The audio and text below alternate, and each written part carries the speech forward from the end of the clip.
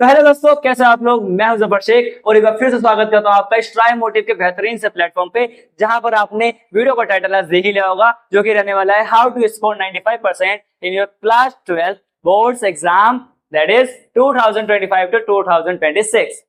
इस वीडियो में मेनली मैं आपको 5 चीजें बताऊंगा, या बोल सकते हैं वो 5 गलतियां बताऊंगा जो एक एवरेज या बिलो स्टूडेंट करता है, लेकिन वही चीजें एक टॉपर करके अपने स्कोर को 40 से 90 या 95% तक इजीली ले जाता है।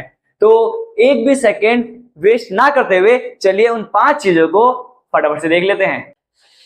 तो चलिए, सबसे पहला जो पॉइंट रहने वाला है वो है आपका चैप्टर वाइज वेटेज। देखिए, सबसे बड़ी गलती जो हम लोग करते हैं, यानी जो बिलो एवरेज स्टूडेंट करते हैं, वो क्या करते हैं, वो अंधाधुंध कोई से भी चैप्टर उठा के पढ़ने लग जाते हैं। उनकी कोई स्ट्रेटेजी नहीं होती है, और फिर एट द एंड जो होता है एग्जाम के टाइम पर क्या होता है भाई, उनको यही नहीं पता चलता कि कौन सा चैप्टर कितने मार्क्स का और किसको कितना टाइम देना चाहिए। तो सबसे पहले आज से आप क्या करिए, सबसे पहले सीबीएसई के ऑफिशियल साइट पर जाइए और ये चेक करिए वहां पर सीबीएसई ने क्या कर रखा होगा, सिलेबस और पूरा का पूरा सर्कुलर जो होता है करिकुलम, वो डाल रखा होगा कौन सा चैप्टर कितने वेटेज का है। उसमें से क्या करिए आप, सबसे पहले हाई वेटेज चैप्टर को आप आइडेंटिफाई करिए। ठीक है, जो भी हाई वेटेज चैप्टर होंगे, अब हर एक सब्जेक्ट के अंदर, चाहे वो आपका फिजिक्स हो, केमिस्ट्री हो, बायोलॉजी हो, या फिर आपका कॉमर्स के अंदर इकोनॉमिक्स हो, अकाउंट्स हो, बिजनेस हो, या फिर आपका जो आपके आर्ट्स वाले स्टूडेंट है उनके अंदर चाहे पॉलिटिकल साइंस हो, हिस्ट्री हो या इकोनॉमिक्स हो, ये सब के सब चैप्टर्स के अंदर, मतलब जितने भी आपके सब्जेक्ट हैं, सब में हाई वेटेज चैप्टर होते हैं और लो वेटेज चैप्टर भी होते हैं। तो जाहिर सी बात है, जिनके ज्यादा मार्क्स है, यानी जो ज्यादा मार्क्स रखते हैं, जिनकी ज्यादा कैपेबिलिटी औकात है, उनको आपको ज्यादा टाइम देना है। एंड जिनकी औकात ही कुछ नहीं है, उसको क्या करना है, आपको कम टाइम देना है। अब क्या करते हैं बच्चे कि दोनों को इक्वल टाइम देते हैं, क्योंकि उनको भाई पता नहीं होता ना। अब मान लो कि जिसकी ज्यादा वेटेज है उसको आप पढ़ रहे हो 5 घंटे 5 आवर्स, और जिसका मतलब वेटेज कम है उसको भी आप दे रहे हो 5 आवर, जो कि एब्सोल्युटली रॉन्ग है, क्योंकि यहाँ पर तो मार्क्स ही इतने नहीं जितना आप टाइम दे रहे हो। तो इसीलिए यहाँ पे टाइम आपको ज्यादा देना है यहाँ पर, और इस वाले सेगमेंट में आपको टाइम कम देना है। बट सेकंड पॉइंट, यहाँ पर आपको ज्यादा से ज्यादा क्वेश्चनों की प्रैक्टिस करनी है, जो कि फेयर भी है, क्योंकि भाई ज्यादा वेटेज का चैप्टर होगा तो ज्यादा आपको क्वेश्चन की प्रैक्टिस करनी है, जिसकी वजह से आपको ज्यादा मार्क्स मिलेंगे। वहीं अगर इधर बात करें लो वेटेज की, तो यहाँ पर टाइम तो कम देना ही है, लेकिन क्वेश्चन ज्यादा प्रैक्टिस करनी है। अब ऐसा नहीं है कि भाई वेटेज ही कम है तो आप पढ़ना ही छोड़ दो, थोड़ा कम टाइम देके पढ़ो, लेकिन उसके क्वेश्चन प्रॉपर अच्छे तरीके से प्रैक्टिस करो। लेकिन क्वेश्चन भी कौन से करने हैं, कुछ स्पेसिफिक क्वेश्चन होते हैं उन चैप्टरों में से, जो कि पता होता है कि यही क्वेश्चन आने वाले हैं। ठीक है, अब ये कैसे पता चलेगा, तो ये चीज आपको आगे के पॉइंट से, यानी आगे के मिस्टेक से समझ में आ जाएगी। चलिए अब दूसरे पॉइंट्स को देख लेते हैं।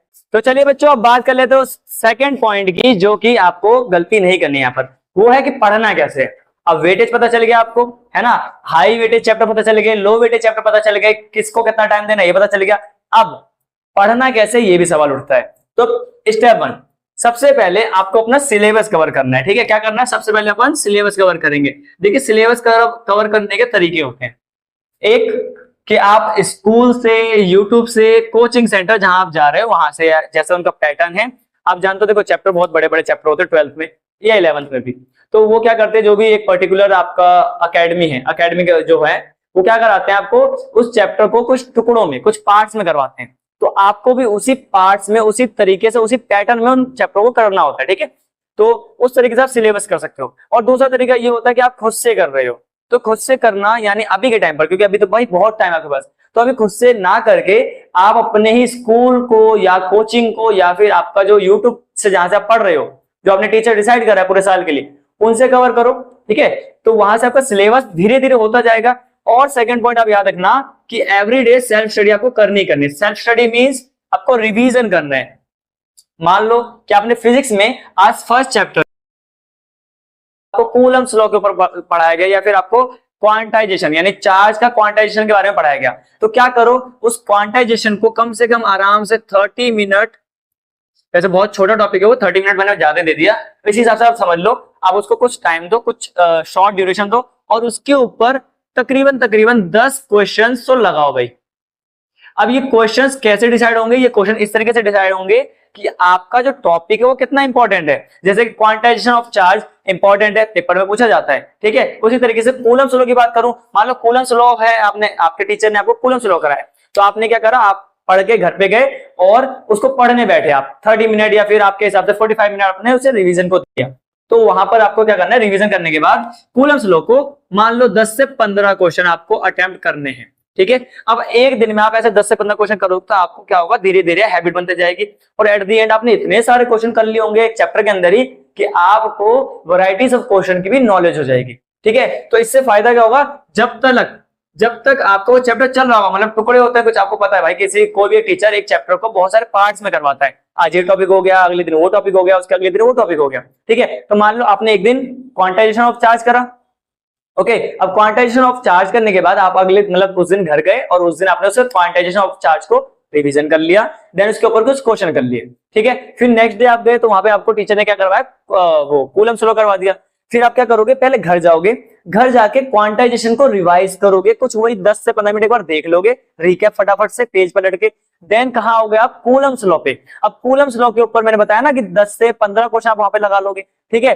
यही सीरीज कंटिन्यू चलती रहेगी। अब चाहे आप कोई से भी स्ट्रीम में चल रहे हो या कोई सा भी आप सब्जेक्ट पढ़ रहे हो, सेम थिंग विद आप बायो के साथ करोगे और केमिस्ट्री के साथ भी करोगे। जैसे बायो में आपका चल रहा है sexual reproduction in flowering plant, तो आपको टीचर ने पढ़ाया किसके बारे में, मान लो आपको इंट्रोडक्शन दिया, फ्लावरिंग प्लांट के बारे में इंट्रोडक्शन दिया, या फिर आपको माइक्रोस्पोरोजेनेसिस के बारे में पढ़ाया, तो घर आके उससे पढ़ लिया। देन नेक्स्ट डे जो पढ़ाया उससे पढ़ने से पहले आपने दोबारा से प्रीवियस क्लास का रिवाइज करा, देन आगे का प्रोसीड करोगे। ओके बच्चों, ये सेकंड पॉइंट याद रखना। फिर थर्ड पॉइंट, जैसे जैसे आपको टीचर पढ़ा रहा है, जो भी टॉपिक एक दिन में हुआ, क्या करो, आप घर जाओ उसको रीड करो एनसीईआरटी से। बच्चों देखो, रीड करना बहुत इंपॉर्टेंट है, क्योंकि सीबीएसई में 95% या उससे ज्यादा लाने के लिए आपको एक एक सिंगल डिटेल को भी क्या करना पड़ेगा, मतलब आप देख के चलोगे तो सिंगल डिटेल भी आपको आनी चाहिए। सिंगल डिटेल जो कहां से मिलेगी हमें, फ्रॉम एनसीईआरटी, ये हमें एनसीईआरटी ही दे सकती है। ओके, एवरीडे टॉपिक जो भी आपने डेली पढ़ा उसको आप एनसीईआरटी से रीड करोगे, ठीक है। तो ये फर्स्ट स्टेप था, जैसे आपको मतलब कैसे पढ़ना है इस चीज का। सेकंड स्टेप में क्या करना है, मेक शॉर्ट नोट्स। देखो भाई, टीचर ने तो पढ़ा दिया आपको, टीचर ने बहुत लंबे लंबे नोट्स बनवाए, बहुत चीजों की डेफिनेशन बनवाई है, ठीक है। और बहुत सारे क्वेश्चन भी उन्होंने कहाँ करवाते हैं, वो इंस्टीट्यूट के अंदर या फिर यूट्यूब में जो चैनल है वो भी करवाते हैं, ठीक है। या फिर स्कूलों के अंदर भी करोगे तो बहुत सारे क्वेश्चन साथ साथ लेके चलते हैं। Clear guys? अब क्या करना है, अब आपको सारे की सारी पोथियां नहीं बनानी, मतलब बहुत सारा है ना हौच पौच नहीं करना है एक साथ। अलग से एक शॉर्ट नोट्स की कॉपी रखो, वहां पे हर एक टॉपिक को क्या करो, अपनी भाषा में, अपने अकॉर्डिंग, अपने अंडरस्टैंडिंग के हिसाब से क्या करोगे, शॉर्ट नोट्स में कन्वर्ट करोगे एंड फॉर्मूला शीट बनाओगे। Clear guys? Then second step, teach topic to others. यानी ये तो सबसे बढ़िया भाई, अगर आपको किसी भी टॉपिक को क्लियरिफाई करना है, अच्छे से उसको क्लियरिटी चाहते हो अपने लाइफ के अंदर, तो क्या करो, उस सेम टॉपिक को आप अपने से किसी बिलो एवरेज स्टूडेंट को सिखा दो, या फिर आप मिरर में देखकर खुद को ही क्या करो, वो सेम टॉपिक रिकॉल करो, ठीक है। अब जितना ज्यादा रिकॉल करोगे उतना ही ज्यादा आपकी जो मेमोराइजिंग पावर है, लॉन्ग टर्म मेमोरी जो होती है वो स्ट्रांग होती जाएगी। तो ये चीज है ना, मैंने अपने भी 12th के टाइम पे मतलब करा था और अपने 10th के टाइम पे, 10th बोर्ड में भी ये मैंने ट्राई करा था। ये बहुत ज्यादा इफेक्टिव मेथड है, ठीक है। क्या करना है, बस आपने जो सीखा वो चीज दूसरों को जाके सिखाओ, इससे आपका लॉन्ग टर्म मेमोरी जो है वो बहुत ज्यादा स्ट्रांग हो जाता है। फिर इसी के अंदर थर्ड पॉइंट जो है, मेक पॉसिबल क्वेश्चंस। क्या करना है आपको, क्या करना है आपको, जो भी टॉपिक आपने पढ़ा आज के टॉपिक में, मतलब आज आपने जो भी पढ़ा है लेक्चर के अंदर, उसमें से आपको क्या करना है, पॉसिबल क्वेश्चन बनाने हैं। यानी आप जब एनसीईआरटी पढ़ने बैठोगे तो उसके अंदर क्या करो, जितने भी आपसे क्वेश्चन बनते हैं, मतलब आपको अगर लगता है कि भाई इस वाले लाइन से क्वेश्चन बन सकता है, एग्जामिनर इससे भी क्वेश्चन बना सकता है, तो आप उसको एक अलग से नोट जो आपने बनाई थी ना नोट्स के लिए, वहां पे साइड में चैप्टर वाइज या टॉपिक वाइज क्या करो, क्वेश्चन बनाते जाओ, ठीक है। अब ये करने से एक फायदा ये होगा कि आपको हर एक टॉपिक पे क्लैरिटी तो पहले आ चुकी थी, अब आपने उसी के ऊपर क्वेश्चन भी फ्रेम कर लिया। अब इस क्वेश्चन फ्रेम को क्या करेंगे अपन, थर्ड स्टेप में, मतलब जब टेस्ट वाला जब 5 पॉइंट समझाऊंगा वहां समझ में आ जाएगा आपको कि करना क्या उन क्वेश्चनों के साथ, ठीक है। देन थर्ड स्टेप में चल लेते हैं। जो स्टेप थर्ड इसमें क्या करना है, सॉल्व करना है इन टेक्स्ट क्वेश्चन, प्लस में आपको बैक एक्सरसाइज क्वेश्चन भी करना है भाई। देखो ये सबसे ज्यादा इंपॉर्टेंट है। अब मान लो आपने एवरीडे के अंदर टॉपिक पढ़ लिया, थ्योरीज पढ़ ली, ठीक है, एग्जांपल्स पढ़ लिए, शॉर्ट नोट्स बना लिया और क्वेश्चन भी बना लिया, ठीक है, तो अब बचेगा क्या? आपका इंटेक्स क्वेश्चन बच जाएगा और साथ ही साथ आपके बैक एक्सरसाइज के भी क्वेश्चन बच जाएंगे। तो हाथ हाथ उन टॉपिक के ऊपर बेस्ड क्वेश्चन भी लगाते जाओ। अब अगर वो कोई क्वेश्चन उनमें से नहीं हो रहा तो ऐसा नहीं है कि आप उसको लेकर बैठे रहो आधे घंटे 1 घंटे और बोलो यार क्वेश्चन तो नहीं हो रहा है तो क्यों इसे बार बार रिपीट करना, छोड़ो हम नहीं पढ़ रहे। ऐसा नहीं है, जो क्वेश्चन नहीं होगा 1 से 2 बार ट्राई करो, नहीं होता स्किप करो, उसके ऊपर सर्कल लगा दो, ठीक है, जो कि हमारा सेकंड पॉइंट है, सर्कल द क्वेश्चन। अब मान लो मैं कह रहा हूं कि स्टार्टिंग के क्वेश्चन थे 1 to 3, ठीक है, फर्स्ट सेकंड थर्ड, अब ये तीनों ही क्वेश्चन आपसे नहीं हुए, वैसे तो हो जाएंगे, पहले दूसरे तो आसान होते हैं, मान लो आगे के नहीं हुए तो आप क्या करोगे, उनके ऊपर सर्कल लगा दो या फिर उनके ऊपर क्रॉस लगा दो कि ये क्वेश्चन मेरे से नहीं हुए हैं, जब नेक्स्ट टाइम मैं रिवीजन करने आऊंगा तो इन क्वेश्चन को पहले देखूंगा, ठीक है। देन कहां जाओ, प्रैक्टिस कॉम्पिटेंसी क्वेश्चन, ये सबसे ज्यादा इंपॉर्टेंट है। जैसे कि आप लोगों ने देखा होगा कि आजकल जो है सीबीएसई क्या कर रही है, फिजिक्स के पेपर को बहुत ज्यादा हार्ड बना रही है। तो बच्चों इसीलिए क्या है, आपको कॉम्पिटेंसी एग्जाम के क्वेश्चन की भी प्रैक्टिस बहुत ज्यादा करनी है। मतलब ऐसा है कि जितना ज्यादा आप कॉम्पिटेंसी एग्जाम के क्वेश्चन प्रैक्टिस कर लोगे ना, वो आपके लिए बेनिफिशियल है, ठीक है, फिजिक्स केमिस्ट्री और बायोलॉजी के लिए। बाकी अदर जो स्ट्रीम है वो भी ऐसा कर सकती है, हो सकता है कि उनके लिए भी ये बहुत ज्यादा हेल्पफुल हो, ठीक है। वैसे हेल्पफुल क्या, हेल्पफुल तो रहती है, ठीक है। तो ये हो गया हमारा सेकंड इंपॉर्टेंट पॉइंट जिसके ऊपर आपको ध्यान देना है। अब चलते हैं जल्दी से तीसरे स्टेप के ऊपर। तो चलिए बच्चों अब बात कर लेते हैं, क्या उन टॉपिक के ऊपर बेस्ड क्वेश्चन भी लगाते जाओ। अब अगर वो कोई क्वेश्चन उनमें से नहीं हो रहा तो ऐसा नहीं है कि आप उसको लेकर बैठे रहो आधे घंटे 1 घंटे और बोलो यार क्वेश्चन तो नहीं हो रहा है तो क्यों इसे बार बार रिपीट करना, छोड़ो हम नहीं पढ़ रहे। ऐसा नहीं है, जो क्वेश्चन नहीं होगा 1 से 2 बार ट्राई करो, नहीं होता स्किप करो, उसके ऊपर सर्कल लगा दो, ठीक है, जो कि हमारा सेकंड पॉइंट है, सर्कल द क्वेश्चन। अब मान लो मैं कह रहा हूं कि स्टार्टिंग के क्वेश्चन थे 1 to 3, ठीक है, फर्स्ट सेकंड थर्ड, अब ये तीनों ही क्वेश्चन आपसे नहीं हुए, वैसे तो हो जाएंगे, पहले दूसरे तो आसान होते हैं, मान लो आगे के नहीं हुए तो आप क्या करोगे, उनके ऊपर सर्कल लगा दो या फिर उनके ऊपर क्रॉस लगा दो कि ये क्वेश्चन मेरे से नहीं हुए हैं, जब नेक्स्ट टाइम मैं रिवीजन करने आऊंगा तो इन क्वेश्चन को पहले देखूंगा, ठीक है। देन कहां जाओ, प्रैक्टिस कॉम्पिटेंसी क्वेश्चन, ये सबसे ज्यादा इंपॉर्टेंट है। जैसे कि आप लोगों ने देखा होगा कि आजकल जो है सीबीएसई क्या कर रही है, फिजिक्स के पेपर को बहुत ज्यादा हार्ड बना रही है। तो बच्चों इसीलिए क्या है, आपको कॉम्पिटेंसी एग्जाम के क्वेश्चन की भी प्रैक्टिस बहुत ज्यादा करनी है।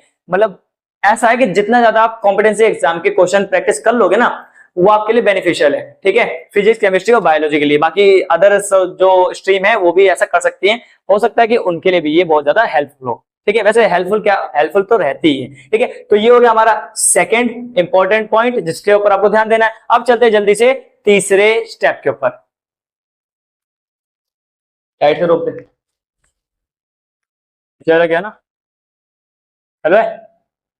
तो चलिए बच्चों अब बात कर लेते हैं थर्ड पॉइंट की, जो कि है हाउ टू क्लियर बैकलॉग। अब देखो जाहिर सी बात है, आप पढ़ते जाओगे तो एक टाइम आएगा कि धीरे धीरे कभी ना कभी कुछ काम बीच में आ जाता है, एक स्टूडेंट एज अ स्टूडेंट, तो आपका कभी कभार आप क्लासेस नहीं ले पाते हो या कभी अटेंटिवली क्लासेस नहीं ले पाते हो, यानी पढ़ नहीं पाते हो अपनी, ठीक है, और जो भी आपका मेन फोकस है कुछ टाइम के लिए हट जाता है।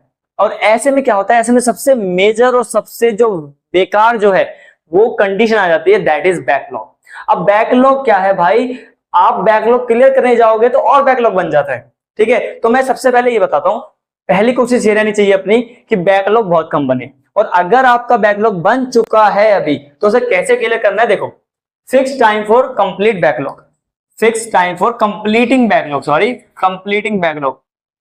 बैकलॉग को कंप्लीट करने के लिए एक तो सबसे पहले अपना टाइम फिक्स करो, यानी आप पूरे दिन में क्या करना चाहते हो, कितनी देर बैकलॉग को दे रहे हो वो आपके ऊपर मैं छोड़ रहा हूं, लेकिन मेन प्रायोरिटी ये नहीं होने वाली हमारी, that's the second point, it should be your second priority, ये हमारी सेकंड प्रायोरिटी होने वाली है। ये भी इंपॉर्टेंट होता है, ऐसा नहीं है भाई अगर आपने कोई भी टॉपिक को छोड़कर नया टॉपिक करने गए और अगर वो दोनों लिंक हुआ तो आपको दिक्कत आएगी, तो इसीलिए ये भी इंपॉर्टेंट होता है बैकलॉग वाले टॉपिक, तो ये भी हमारी प्रायोरिटी होती है, but it is second priority. Main priority हमें अपना सिलेबस कवर करना है, और अगर बीच में कहीं बैकलॉग बन जाता है तो उसको थोड़ा सा दिन का टाइम निकालकर क्या करना है, आपको कंप्लीट कर लेना है, ठीक है। तो अगर आपका ज्यादा बैकलॉग रह गया है तो मैं आपको ये सजेस्ट करूंगा तो जल्द से जल्द आप उसको क्लियर करो, पर सेकंड प्रायोरिटी मानकर, और उसको आपको क्या करना है, कम से कम टाइम देना है पूरे दिन का, ठीक है। It should be 1 hour 1.5 hour, ठीक है, according to your study time table. ठीक है भाई। देन रहता है अपना फोर्थ पॉइंट जो कि आपको ध्यान रखना है, ये मिस्टेक नहीं करनी है।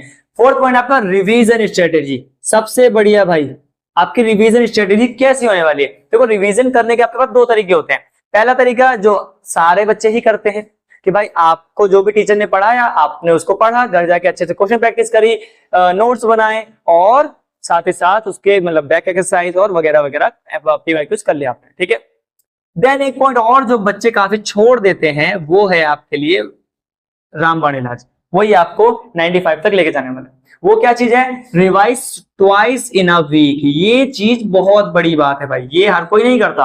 अब इसका क्या मतलब है? देखो काफी बच्चे क्या करते हैं, चैप्टर हुआ कंप्लीट, टॉपिक वाइज जैसे जैसे टॉपिक चल रहा होगा तो वो डेली जाके पढ़ लेंगे, लेकिन चैप्टर खत्म होते ही वो उस चैप्टर को उठा के देखते ही नहीं है, जो कि बहुत गलत बात है।